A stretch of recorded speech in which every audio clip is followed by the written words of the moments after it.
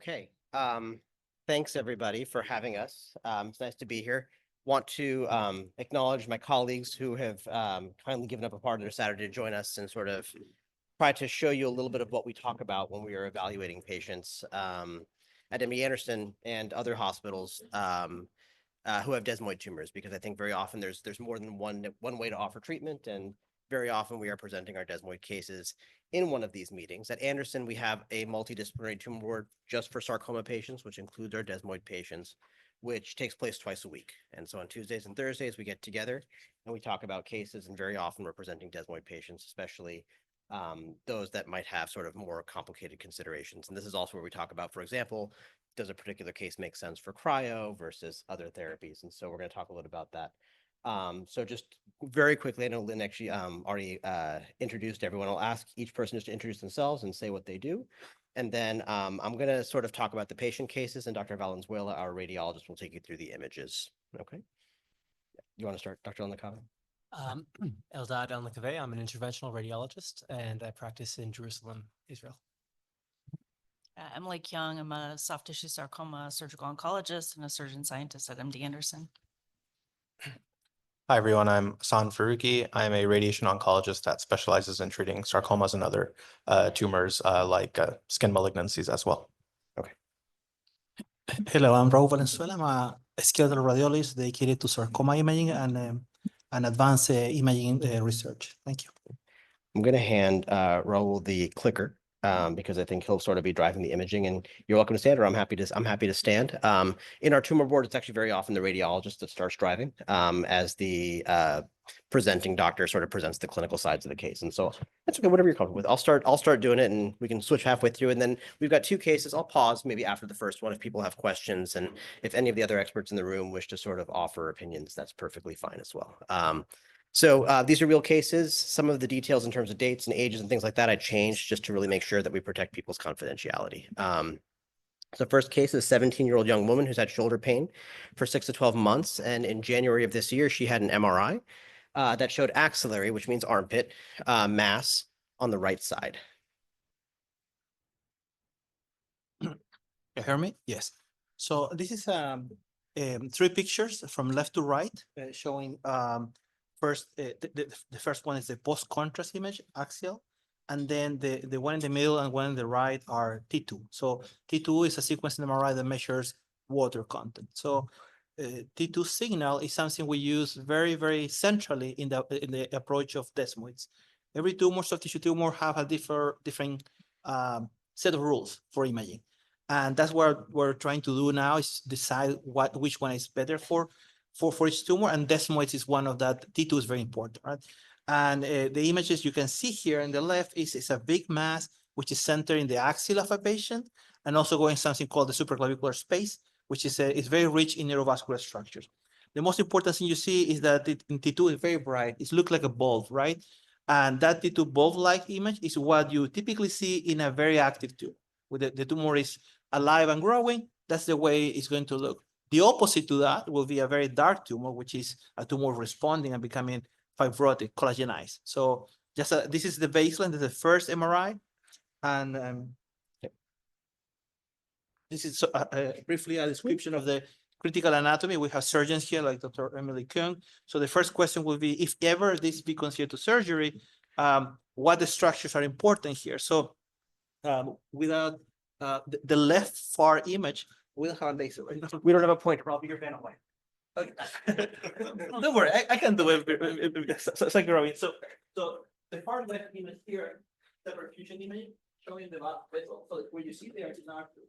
That is the symptomatic artery. It's super important to know where we are, right? So if ever surgery is going to happen or cryoablation, or cryoablation, they want to know that area. Okay, so the same area here is showing the nerves. That's the brachial plexus. It's what moves your hands. It's very important not to damage that in surgery or in cryoablation. So they need to know in mapping that.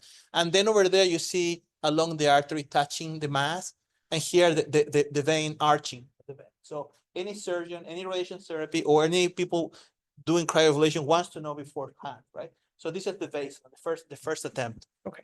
So I think that this is a case that I might present in the tumor board, and I might ask some of my colleagues from other disciplines. I'm a medical oncologist. I give medicines and chemotherapy for cancer and for desmoid tumors. So Hassan, do you want to comment on sort of how you think about the case? Yeah, Just to absolutely. remind people, Hassan is a radiation oncologist. He gives radiation. Correct. Yeah. So, so radiation therapy for desmoid tumors can be very effective, along with some of these other modalities that we're going to talk about. So the sort of factors that I look at are, the first thing I'm going to ask is what's the age of the patient, right? So radiation, although it can be very effective to treat tumors, can of course also have morbidity associated with the treatment, which is largely related to the age of the patient, in the sense that younger patients have a lot longer left to live. So I'm more worried about things like radiation causing, side effects that could come decades later, or even years later. Whereas, in more elderly patients, I'm less concerned about things like radiation causing a secondary malignancy. So that's sort of the first question I look at is, what's the age of the patient? The second thing I look at is the size and the location of the patient. So, of course, as Raul mentioned, this is a very large tumor and it's in a pretty critical space. So, treating this with radiation, I have to look at all the surrounding structures. It could have long-term impacts on the shoulder joint, potentially the brachial plexus, which is coursing through there, which provides nervous, or, muscle function, and sensory to the arm. And also I have to look at the tissue adjacent to that, which is also the lung tissue. So of course, radiation, although it would be nice and conformal to the tumor, there would be some low doses going to the adjacent structures like the lung, maybe even the heart. So that's sort of like big picture what I look at when Dr. Watan presents these cases in clinic, and then we have this discussion together with the surgeons and the radiologists who do the cryoablation procedure. So I'm just gonna pass the mic along. You guys already have a mic. Okay. So I'm so happy that there are now better options for drug treatment for patients with desmoid. As a surgeon looking at any tumor, it's not always about how large the tumor is, but also where it's located and what other structures might need to be sacrificed in order to get a tumor out. So a tumor in this location, what I see immediately off the bat is it's probably causing quite a lot of pain and functional probably deficits. And then in terms of what kind of an operation would be required to remove this tumor, it would require quite a bit of involvement of bone, ribs, nerves, vessels, and lead to some permanent drastic changes in quality of life. So fortunately in my practice, I actually haven't in recent memory had to operate on a patient with desmoid. Now that we recognize that, surgery can lead to life-changing morbidity, complications, and, often not effectively control the tumor from regrowing. So as an interventional radiologist, when I look at a case like this, I see that my options are a cryoablation. Can I freeze the tumor? Or can I kind of leverage the vascularity of that tumor, the increased blood flow that the tumor creates for itself as a conduit to deliver therapy in doxorubicin into the tumor if I can catheterize the blood vessels that are supplying that tumor. Now, a cryoablation here would just not be a good idea because it'd be really impossible to avoid damage to the neurovascular structures. For doxorubicin-eluting embolization or transarterial therapy, I think it would be something I'd consider. It's large. It's going to be very vascular. It correlates to the T2 signal. It'll be vascular. We'll be able to find it, and I think it would stage that procedure over. I'm looking at this something like 3 to 4 sessions. There are some risks to consider, including what's often not permanent neurovascular injury. So irritation of the nerves. Generally, that's not permanent. But I would also, I think we would have this discussion, but systemic therapy would be still, the most reasonable first option.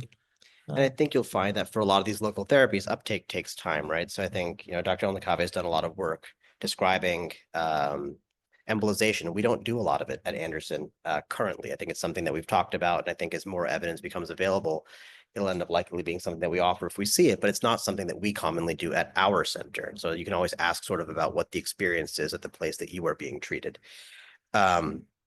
So briefly, I'll just mention that this patient's tumor did continue to progress. So the imaging that Dr. Valenzuela showed you before was January. This is March by the time that she came to see us. Raul, I don't know if you want to comment on it more, just to say that it's a little bit larger. Yeah, so if you focus on, sorry, if you focus on the center image, the one in the middle, there's numbers below that number. So the most significant struggle right now is how to measure this tumor. What is the most reliable way to measure response, right, or progression? So it's a lot of research being done on MRI, which one sequence is the one. So right now, to follow the volume of the tumor, the three-dimensional volume, and to follow the signal in T2, it seems to be the most accepted one. So we create something called the volumetric analysis. So you have a number, the 1989 cc, which is the volume of the mass, basically 2 liters, right? And there's something called the M-SHOI. I don't want to go into details, but basically we calculate the signal of that tumor and normalize with a muscle, normal muscle. So the problem of fibroid, there's more that patient go in MRI in that magnet and that hospital and that hospital and that magnet. So it's all over the place, but there's a normalization process that you do with the normal muscles.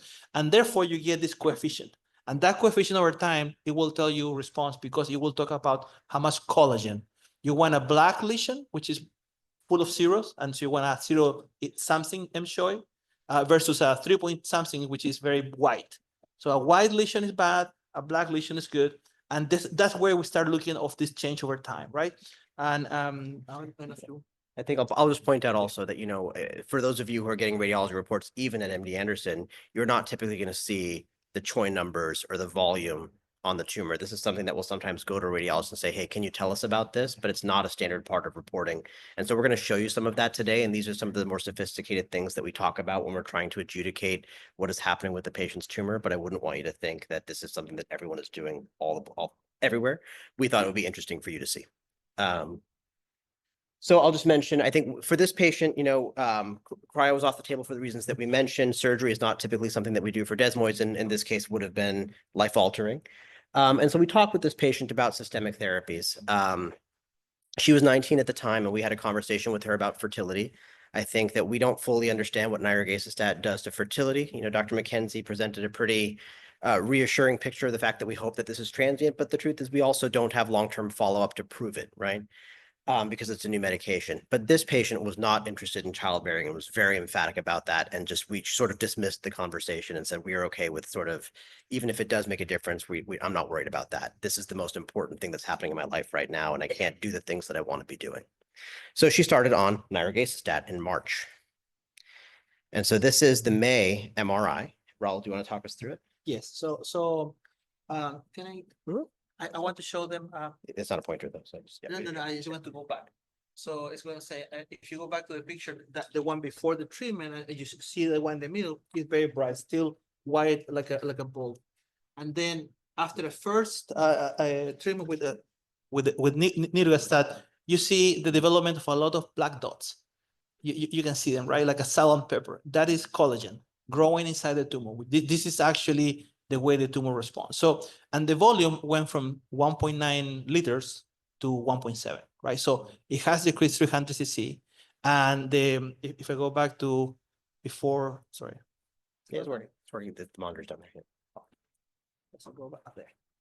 So if we go back to the beginning, the initial modified CHOI or the signal, it was 3.2, and now it's dropping, right? So it's becoming less and less. Do you mind if I show the next one? Just don't look at your screen, look at the monitor. Yeah, so after that, we go in August, and you see now in the lesion is clearly smaller. It's 1.1 liters now, and it's 2.0 modified CHOI. So it had dropped, and you can see a lot of black lines now inside.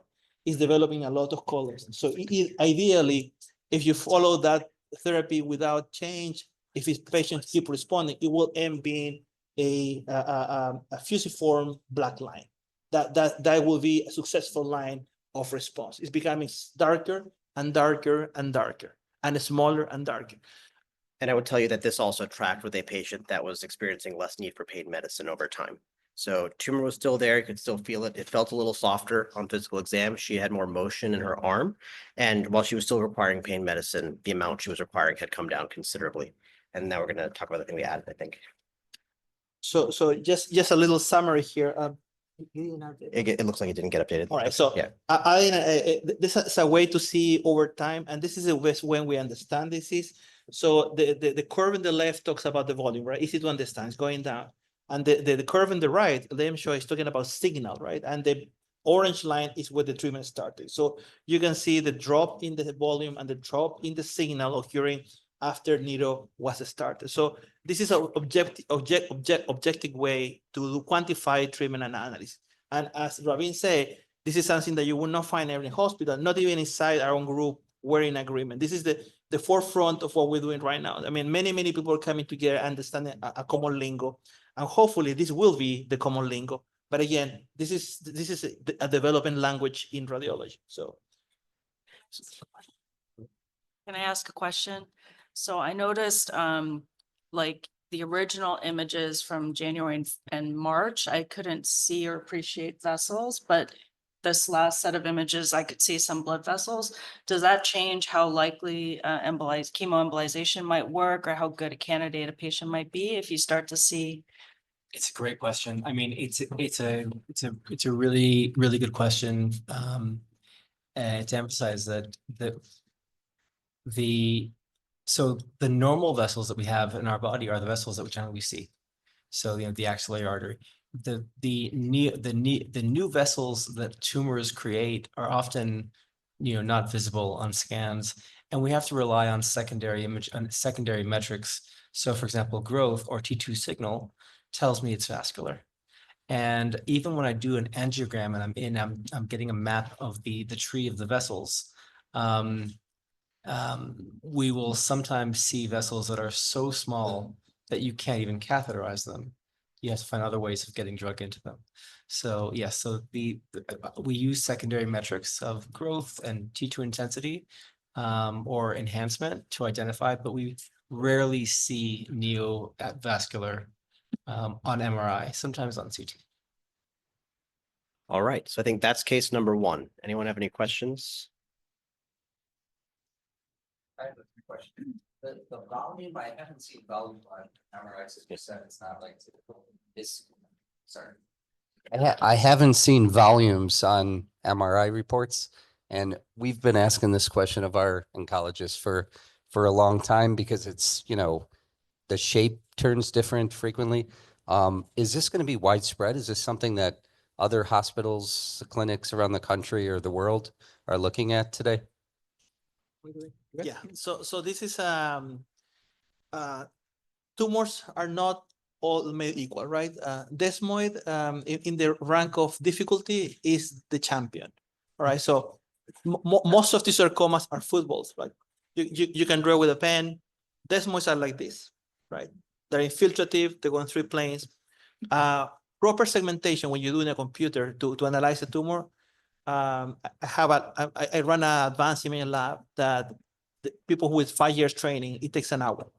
So it's far from being clinical. We hope that now with the advent with AI or much more advanced computing systems, they will start coming up recently good, in an automated way. So our institution buying the new packs that have features that may do volumetric segmentation, et cetera, et cetera. But honestly, right now, that is not real. I mean, we do it.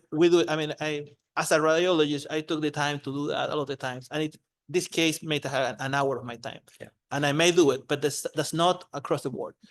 And, but I see that it's the trend. So shortly, with an analysis, like, many analyses have been published, which when you measure the diameter of the tumor and you measure the volume and you measure the signal, the change over time differently, right?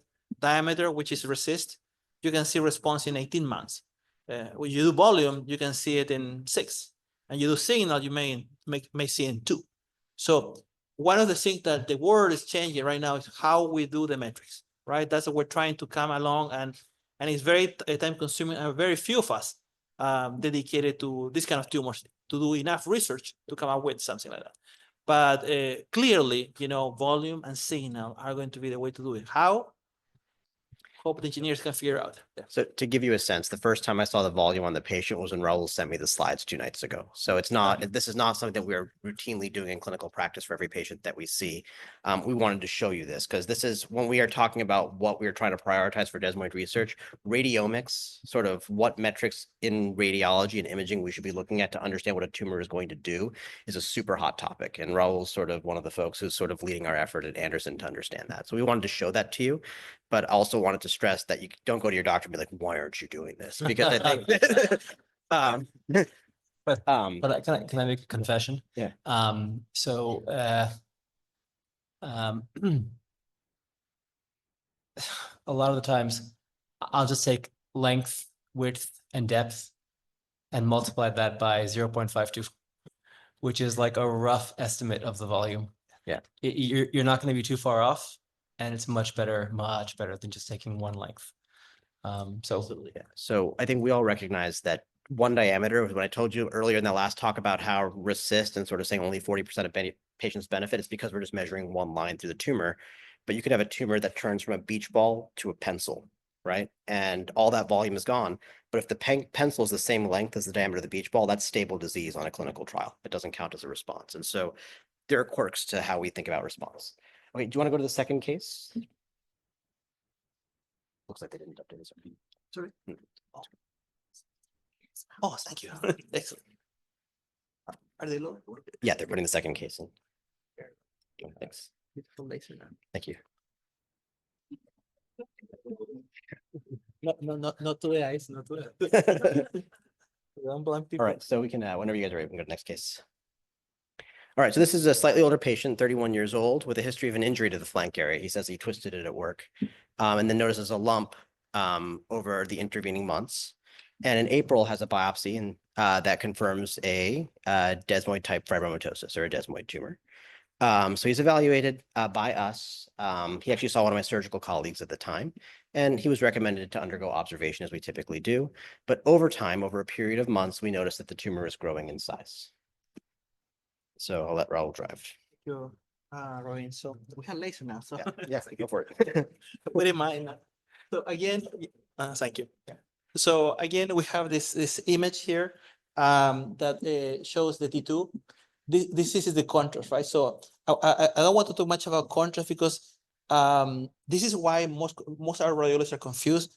Contrast can change over time. So if the MRI is done at 4 minutes, 5 minutes, 7 minutes, 8 minutes, collagen, which is part of desmoid, it will enhance more. So there's something that they need to be corrected in our minds about contrast, right? So that say T2 is showing a lot of bright and a small percentage of black spots, right? So these are baseline. This lesion is arising from the flank, the muscles in the lateral abdominal wall. This is the external oblique muscle, and then the subcutaneous tissue, which these are baseline image. The volume here is about 80 cc's. Sorry. All right, and so you can, do you want to go, this is the next image that we see. So I showed you a baseline, and then this is 4 months later. Yeah, 4 months later, you see, this is without treatment. The enhancement looks the same. The volume is slightly bigger, like 10 cc. So that could be, certain changes are mathematical errors. So if it's too small, we don't know, right? So it's a little more, but and the MSHO is also, the signal has decreased, but you can see a little more collagen. So they see a little more black. So still uncertain, but the first and the second are slightly bigger, and that's important. So So, and this patient was also complaining of more pain and was having to take more pain medicine. And so we had a conversation about discussion of treatment options. So do people want to comment on the case? Yeah, sure. So, so again, I just kind of want to highlight the difference between this case and the first case, right? So now I'm looking at a patient who's already in his 30s. The lesion, rather than being embedded within the axilla and being, greater than 20 centimeters in size, is now something much more manageable. It's 6 centimeters in maximum dimension. It's very well lateralized. So what I mean when I say lateralized is it's not embedded within the abdomen or intrapelvic. So now when I look at this case, I actually think radiation could potentially be a great option if at any point the patient has tried systemic therapy, maybe he's progressing on systemic therapy. I would advise this patient up front and say, hey, at any point, if systemic therapy or if cryo is not an option for any reason, I think this could potentially be cured by radiation. And I just want to kind of highlight, I know many of you guys may or may not have met with a radiation doctor locally, but when we looked at our data at MD Anderson, one of my colleagues, Dr. Andrew Bishop, kind of went back and looked at decades of patients that were treated at MD Anderson with a definitive dose of radiation. Our local control, so the cure rate for those patients was about 80% at 10 years. I would feel comfortable telling that to this patient is, hey, if you're able to undergo 5.5 weeks of radiation here with me, I think we have a pretty good chance, or the odds are in our favor for long-term durable local control. Some of the side effects I would quote here would be muscle fibrosis. Maybe long-term, he may feel like that area in his flank is a little bit stiff. So again, shouldn't affect his daily activities. I may also quote some skin toxicity long-term, like a darkening of the skin. Again, the skin may feel tight. But I think we would be able to get that dose in there, spare the spinal cord, bowel, all the really good structures, almost entirely depending on which modality we choose for the radiation.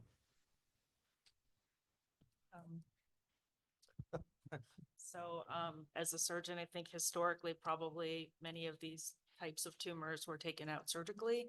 And again, glad that we have other options besides surgery nowadays. If we were going to consider this tumor as something not desmoid that we would offer surgery for, this involves almost the full thickness of the abdominal wall musculature. And so when you do that, you have to reconstruct the abdominal wall with a piece of mesh. And over time, most patients will develop a hernia or a weakening of the abdominal wall on that side and end up with bulging or discomfort on that side. So, would not recommend surgery for this patient. As an interventional radiologist, we like this case. But it gives me a chance to emphasize, two things. One, just the location, just to be clear, is really kind of between the ribs around here. So towards the front, other side, but over here. The reason I say that, so this is a lesion that could be cryoablated. You could stick a few probes in there and freeze it.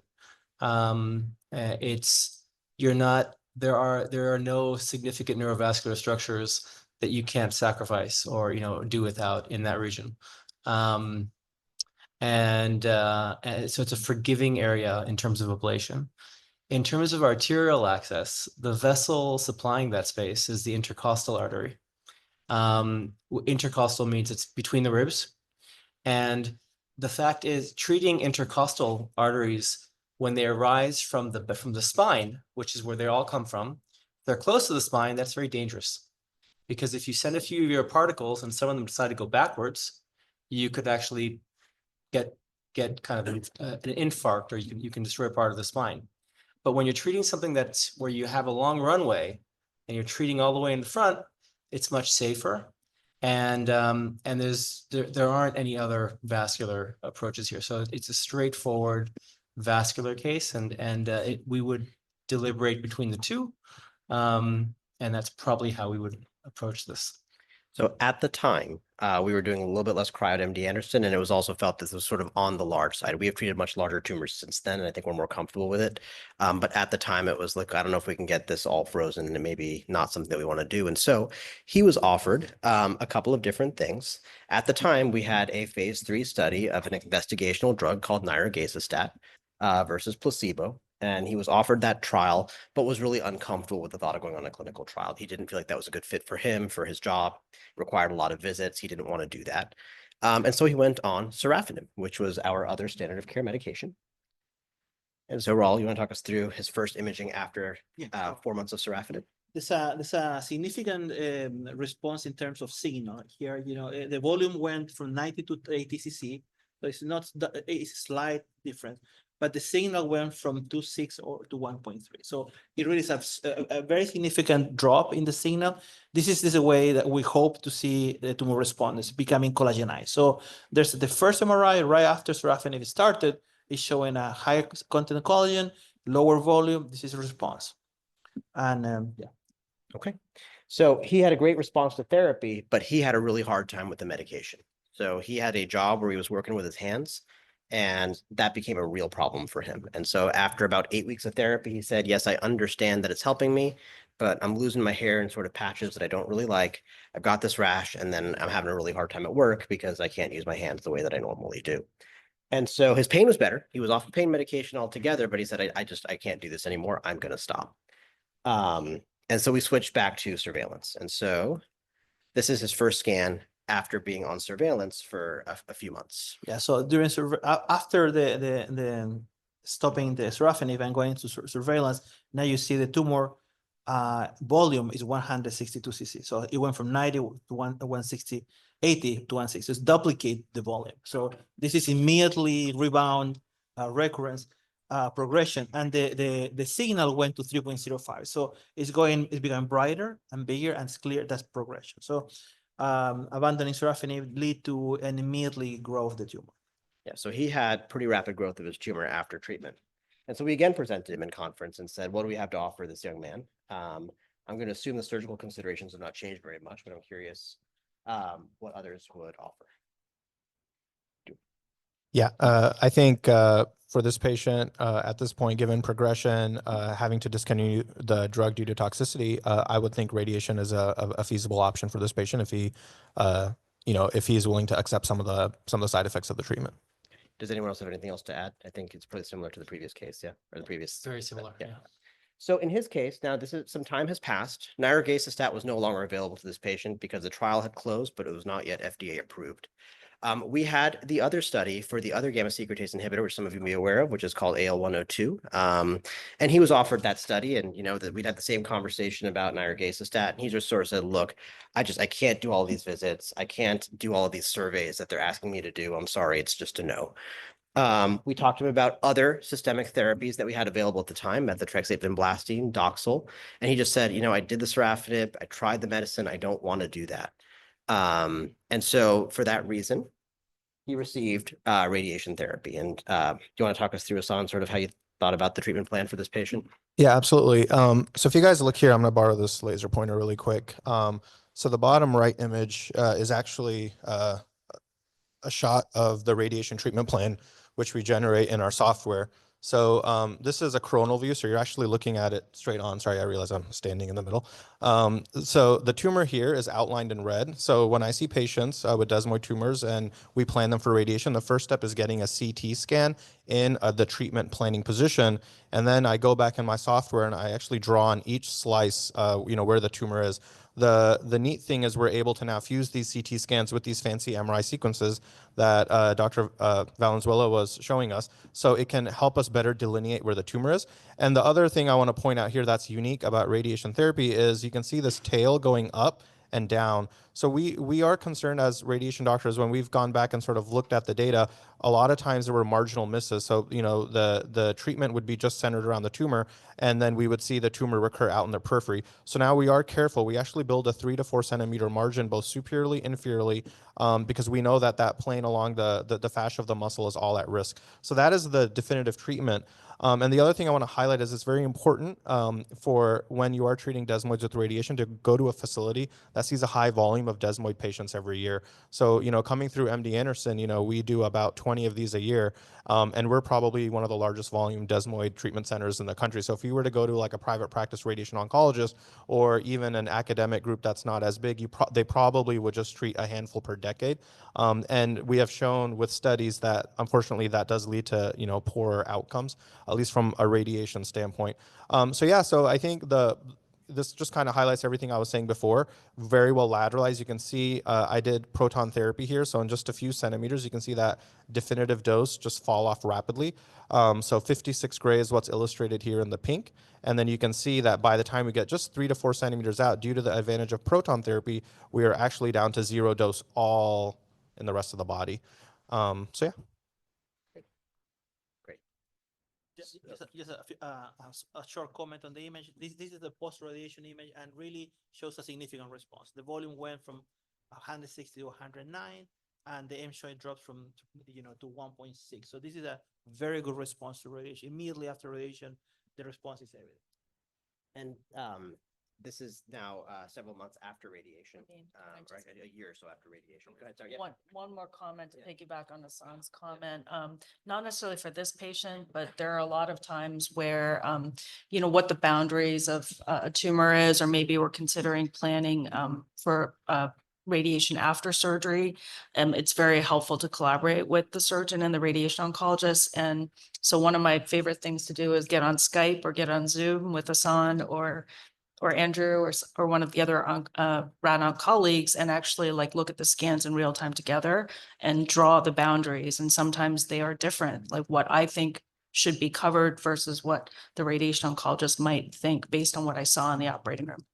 So I think being in a center that the team members collaborate is really critical. It's not that I'm a better surgeon than someone else or Hassan's necessarily a better radiation than someone else. It's more that we constantly collaborate all the time. I've also got a question. What you said the immediate post-radiation scan. What does that mean? How early do you see a response on imaging? But this is 2 months after. 2 months. Yeah, that's 2 months. Yeah. Typically, we skip the pseudo progression phase, which is the first, months or so where it gets inflamed, right? Right. Yeah. So he had a response and that continued and we followed him ongoing. And then a couple of years later, about 18 months later, do you want to talk us through, Raul, what we're seeing here? Yeah. So let me use the pointer. So as I pointed earlier, this is what you want. The mass become black now, right? So the main mass is black. So if you see the numbers, the T2 signal is 0.5. So you want to have a tumor that is under 1. That means it's very, very black. I mean, it's a lot of collagen. But at the same time, something else developed.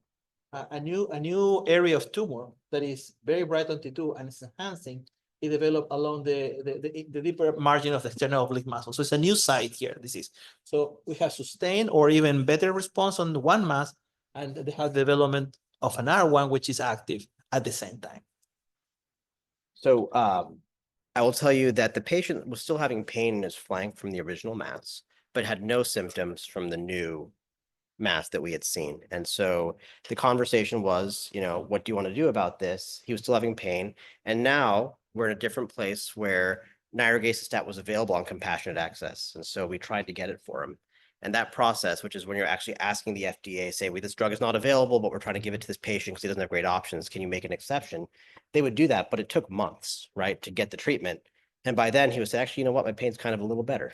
And so he ended up not going on it. And sure enough, we can go back this is now another 6 months after that first scan showed the mass. Do you mind if I? Yeah. So this is something very, very interesting that we're seeing now. We don't know yet what to do with this. So so if you see the first one, very enhancing new mass and very bright on T2, right? And the next one is enhancing more, and it's less bright. And then again, the third control shows that it's enhancing even more, but it's black. So it's going in 2 different directions. It's becoming bigger by contrast and becomes blacker in T2. So what is the meaning, right? So if we continue this analysis, this is contrast, right? So this is just contrast. The same analysis March all the way to 2023 to now. So in terms of enhancement, it goes bigger, right? And more, you all can see, right? It's becoming more enhancing. So by all means, this is progression. So everybody will call this progression. But if you analyze the signal of the lesion is dropping. So this is again the signal at the beginning with sorafenib, it went down. Abandoned the sorafenib, went up. Got radiation therapy, went down, and then it got in surveillance and continued to be treated. So the big mass is okay. The new mass start very bright and it's becoming darker. So it's becoming darker when it's enhancing more. So this is only observation. Don't take it like you hear it here. But we see that when a mass is still enhancing, becoming bigger, but it's becoming more collagenized, if you keep waiting, it's indicated as going to respond. But we still, the jury's out there trying to decide. But apparently we see this separation of the volume and the signal may not go together. and the volume may lag behind Cigna. But again, this observation we have done, but we need to do enough research to validate. And what I would tell you is that, one of the guidelines for desmoid tumors is that even a growing tumor can be watched safely if it's not about to cause a problem and is not causing symptoms. And so for a patient like this, I'm watching it, right? And we're going to see what it does over time because he is living his normal life, has no side effects from medications. But if we start to see that it's growing or we're concerned about a complication, that might change how we think about it. But for now, he's off treatment and we're going to see. I don't know yet. I think that's the case. Do you guys have any questions on that one or anything else for anyone on the stage? You can hand out the mics, and I guess that's probably the best way Just to. mic here. Yeah. Anyone wants- I wanted to ask a question. Did you biopsy the second lesion? We haven't. I think that, my assumption has been desmoid. I think that one could question that. We have not biopsied it. I'll speak loud, so, what do you think of the cost for the Yeah. second? Oh, sorry. It's recording.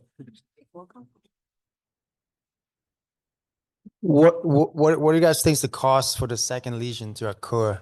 Could it be from radiation or surgery or anything? So I think more likely is that, Hassan mentioned that these are hard to bound and they could be kind of webby. So what you see is not all that's there. So probably there was some component of that tumor that extends towards the front of the patient's body, and that has now grown a little bit. I don't think it's a new tumor. I think it's probably an extension of the one that's further back on his chest wall. So there's one, this is the main mass, and there's ones up here. I think they are probably connected, but we can't see for sure. In terms of cause, why is that one growing? If you can figure it out, we can go into business together. Uh,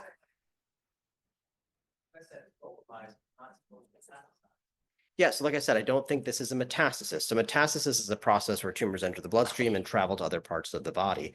I think this is direct extension. This is a tumor that it's webbier and probably had an extension of itself that we were not aware of. And so the big mass was treated, but there was probably sort of an extending sort of tendril that's not visible on the imaging. That's sort of my assumption. We see that Such sometimes as- even yeah. more, even with even more distant. Yeah. I like to say, that desmoids can crawl, but they can't swim. Right. So you'll see patients, for example, that'll have an extremity where there's multiple tumors, but it's all in that leg, right? So it's not something that travels in the bloodstream, it's direct extension. So that's not metastasis per se, it's direct extension of a tumor. Yeah, in this case, that second site is actually it looks to me like it's located between the muscle layers. So there's like a layer of tissue called fascia, and other types of tumors can also creep along that plane. So, it's all one contiguous space. Like if you had a surgeon's hand in there, they could put their hand through and between those two muscle groups where that tumor is extending. I just wanted to say thank you, especially on the second case, for kind of highlighting the difference between like measuring the tumor on imaging and then what you see as far as it like dying, the change in color. Because I think when I was diagnosed, now more than a decade ago, but I just wanted to see shrinkage in numbers, and he kept saying, "Oh, but it might look worse on numbers, but it looks different color wise on the MRI." So I'm happy, and so that was a very frustrating time for me. So thank you for explaining that here.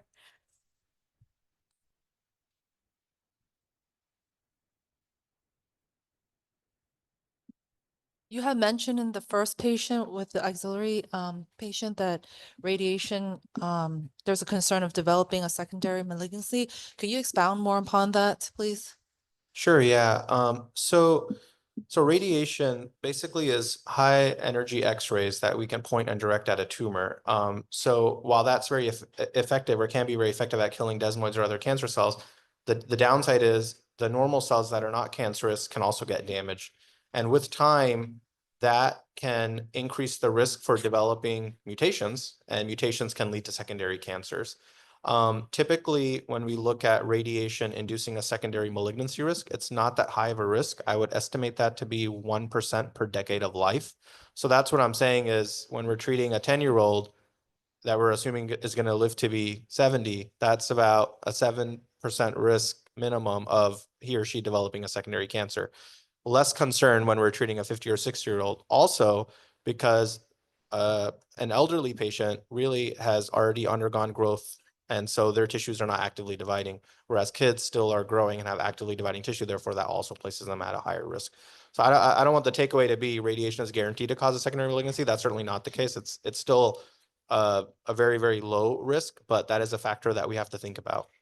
It is the reason, though, that it's not our first choice for Correct. nearly any desmoid tumor. I think this is something that, you're taking a disease that in many cases is non-lethal and converting it into a complication that could be life-threatening. And so we don't jump to radiation as the first thing that we do. And increasingly similar to what you've heard other places today, when patients with desmoid tumors come to MD Anderson, very often the only person they're initially meeting with is a medical oncologist who will then pull in other specialists as needed. Because I think we've all sort of settled on the approach that that's going to be the first thing that we do. The exception, I would say, is for patients that are amenable to some sort of interventional technique, where we'll make that referral pretty early. Hi. I'm here. Sorry. Thank you for telling me. I have a question about embolization, just out of curiosity, because you said it's not really something that you generally go for, but that it's like over time could become a bit more common, because I had embolization done probably about 10 years ago. So I'm just wondering, like, why is it not really something that you tend to choose to do? Because I feel like I had it done quite early on.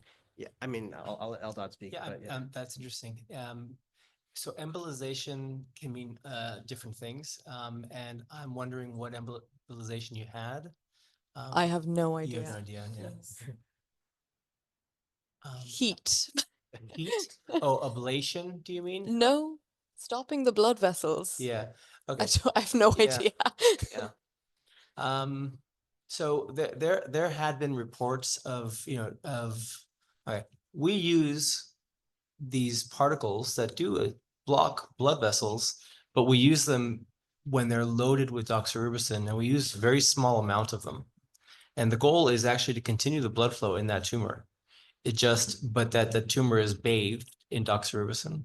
So the goal when we do embolization, and we see it visually when we do the procedure, is we're not trying to reduce the blood flow. We're trying to lodge these particles and get doxorubicin in there. But the common practice for embolization has been, in soft tissue tumors, to shower them with particles and block all the blood flow. And yeah, and that's not the goal for chemoembolization. And it's by no means meant to sort of dismiss the therapy, but when you talked about Dr. Casper's presentation earlier, where he was talking about local therapies, I think the one that group sort of identified as where there's the most developed evidence is cryo. And I think for these others, people like Dr. El Nakave and others are trying to develop evidence so that it can become more of a standard treatment. But that's not, at least at our center, something we're routinely doing at this point. I just wanted to say overall, just as a first time person attending the conference, I don't know if you guys do these every time, but I can really appreciate being able to get a behind the scenes of the process, because I've been told, by my oncologist, oh, we've had a tumor board meeting about you and things like that. So to be able, and I'm trying not to cry, to be able to see this process and see how you guys really take the time to talk about the patient and help to determine like the best treatment plan of action. Just this experience is just really priceless, and it just lets me know, can't speak for everyone else, that you guys are really taking the time and thinking of the best course of action for us. So I really appreciate being able to see the behind the scenes of the decisions you guys are making and how you come about making them. So that's what I wanted to say. Thank you for that. Thank you so much.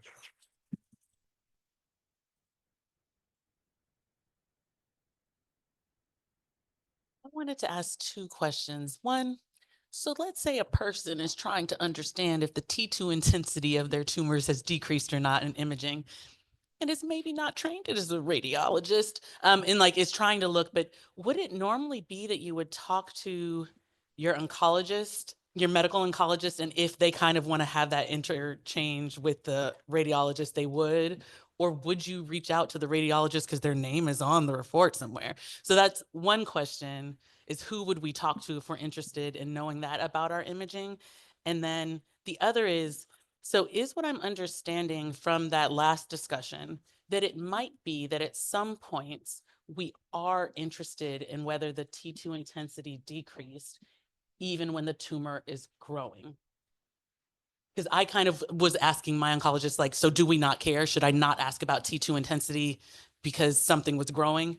Or should we still look at that? The question is fascinating, right? So, as I said before, the debate is open. Some of us believe firmly in a way of thinking, right? We are in Anderson, like 10 radiologists who see this. We can agree among ourselves. This is MD Anderson, okay? And the same case may be interpreted slightly 3 different ways, depending who's looking at this, okay? So unfortunately, the heterogeneity of opinions had to do with the complexity of the problem and the lack of clear answers, right? That being said, most of us, the radiologists, don't speak human language. So we're kind of engineering doctors. So if you want to speak to a human, typically will be Right. My entire job is to provide customer service for Dr. Valenzuela. So they speak our language. They speak your language. Yeah. But you know, there's something. Yeah.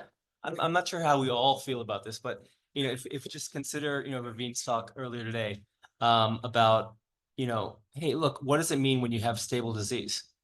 Well, but even if you have stable disease and you have a decrease in pain, and you saw that, so let's talk about kinetics. You know, we talk about kinetics. Hey, if you had taken a CT image 1-2 weeks after that radiation scan, you'd see a big tumor because it's inflamed. So you have to know when and what's going on and what happens first. But if you look at the kinetics in the change of pain measurement, that was really fast on nirogacestat. The reason I say that is that it's been my experience that patients who are feeling more pain, you end up seeing increased T2 signal. And so that, you know, so that the expert there, fortunately for you, is you. Yeah. So what I would, to answer your question a little more directly, so yes, the radiologists get upset if you contact them directly, so don't do that. But no, I think I'm joking. They're very friendly, but and I have had a couple of radiology colleagues who have volunteered for something that I couldn't demonstrate for a patient because it was subtle, offered to like call in. That is not typical, and it was like an unusual circumstance. Generally speaking, it's me, which I recognize as suboptimal, but it's so someone will ask about T2, I will pull up the images, and I do a lot of desmoid care, and so I'm accustomed to looking at these, and I can point out the black dots pretty well, right? What I won't be able to do is reliably tell you what the volume of the tumor is. Can't do that. I don't have the tools on my computer to be able to do that, right? I won't be able to pull up. I mean, I can give you sort of a rough sort of number, but I wouldn't be able to sort of norm it to soft tissue and give you a real modified Choi number. And candidly, like I said, that's not something that we do typically for all patients. But I wanted to give you a sense of how the radiologists who are really interested in desmoid imaging, which Dr. Valenzuela is, sort of think about sort of what the questions are in the desmoid space. Two small comments, right? So these kind of numbers come from a software that we develop, and once you feed the numbers, it's 10 seconds, right? But it takes an hour and a half from a person, you know, drawing the line around the tumor. So if any, probably, you know, this foundation should be looking into automatic cementation in tumors. That would be a big leap. I mean, we have at least 10 physicists working on that the last 3 years. Still no results, right? So the moment we can have automatic cementation of desmoids, all these numbers can be pop up in a computer, and we can, I mean, I'll say something that, you know, is kind of against myself, right? But right now we're moving into quantitative imaging. I mean, we like to see numbers, you know, and computers can see numbers. So we're actually moving away from the gestaltic approach of, it looks this and that, right? Versus, okay, these 3 parameters indicates this, right? So we're moving in a direction that computers will be able to do what we do, but I hope so, because really it's the objective way to do so. But we're not there right yet. And the other thing, their comment is maybe perhaps, you know, that this community who is very in tune with the symptoms and it's a database, somebody needs to start doing analysis T2 symptoms, right? You know, I haven't seen ever that paper, you know, but if we start putting your symptoms along with your T2 signal, I notice the same thing, right? T2 bright, patient with pain. And certain drugs, take T2 signal faster than others, et cetera. So, interestingly, I wish there'd been a study done where they collected MRIs and PROs really robustly on patients in time prospectively, where we could look at that. I'm hoping that that's something. So there are studies that have been done. The nirogacestat study, AL102, they're getting MRIs on all the patients at the same time they're getting PROs. So maybe that's something that we could ask them to look at. I had a question. I apologize if it's Raise a, your hand for me. I can't see where you are. Thank you. I apologize if it's a dumb question, but I got a CT scan or CAT scan, whatever you call it, where they found the lesions, and then they wanted to wait 3 months and then rescan. By that time, I had talked to my oncologist, and he says he wants to do an MRI, but he said he used the phrase he wants to compare apples to apples, because he doesn't know if he wants to do an MRI now or if he should continue on with the CAT scan, because the initial image is from the CAT scan instead of an MRI. What's the best? I mean, like, if I go back, I want to be like, well, I'm smart now. So like, All right, let me take on that Yeah. question. So and it's in my mesentery for mine. So I just didn't know what would be the best scan. okay,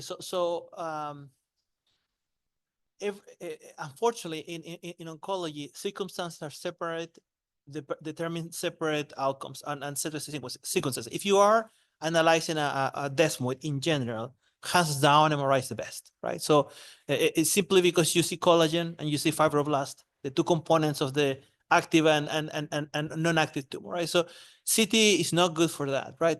But when you're talking about the abdomen, a mesenteric desmoid, mesenteric desmoid are in the mesentery surrounded by fat.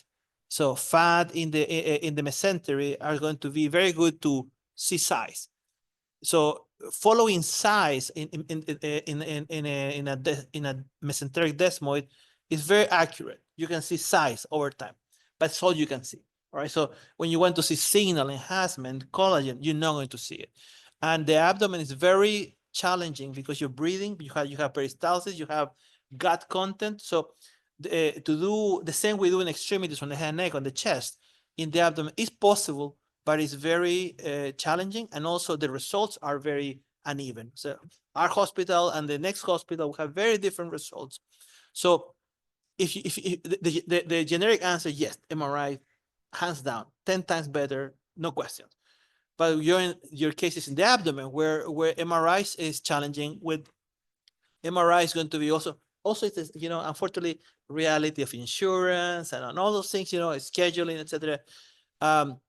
You're going to probably be followed with CT, and hopefully you have both. The idea in a mesenteric desmoid will be you had to have MRI at some point, and then probably baseline, and then you can have a lot of CTs and then follow up again MRI, and probably will be like 3-to-1, something like that. That's kind of the reality we see in the case of abdomen. I follow mesenteric desmoids with a CAT scan.